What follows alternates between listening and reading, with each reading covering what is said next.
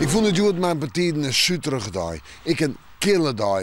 Een waartype maar uit en terug zijn wat rein, lichte rein. En toch zullen wij de komende dagen het betere waar van Nederland hebben. Vooral ik morgen. Joen en vannacht. Joen, een droege periode, maar kon ze op opleiding. Zat tussen zo'n uur, 9 uur, ja, wat zien joen.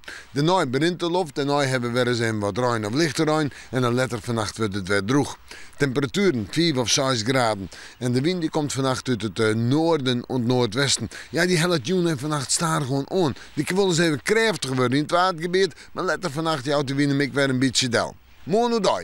We beginnen met zinnen, opkledings. Maar staren gewoon in de midden van het zuiden op een nijbewolking. Het lijkt bij u droog te blijven. En dat bedoel ik met positieve waar. De temperatuur die blijft 4 achter bij wat gewoon is. 10 graden, een koude dag, maar een dikke trui en een dikke jas, dan hebben we dat ik weer hand. En de wind, die komt morgen uit de noordelijke richtingen. Ze is met noord-noordwest, noord-noordoost. En die is matig en vrij krachtig. Wordt letter bij de 7 krachtig, krijgt 4 van 6 in het kust- en watergebied. En dan terug naar de jontie, droeg. En dan terug naar de nacht, met wat meer bewolking, 3 of 2 graden, dan snijn.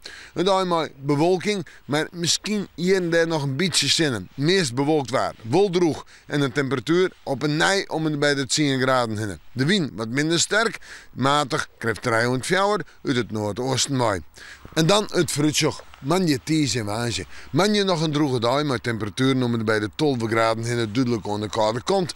Op ties en waasje wordt het zo'n 15 graden. Die temperatuur gaat wel omheen, maar we gaan ik weer bewolking, we gaan uit een trog rein, lichte rein, een paar wierte dagen. We moeten morgen maar weer even in het waasje.